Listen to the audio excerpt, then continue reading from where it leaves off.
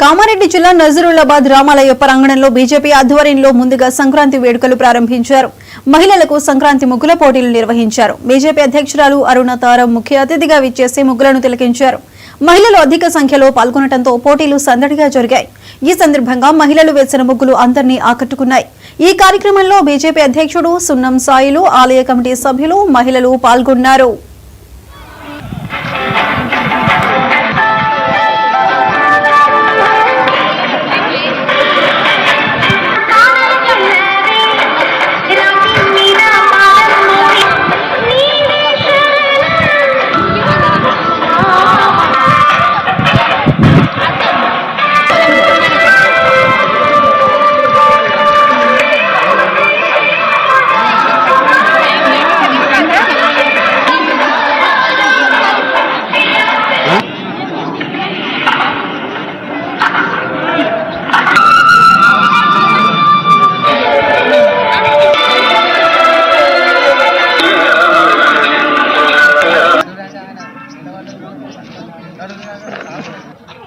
పెద్ద ఎత్తున చేశారు.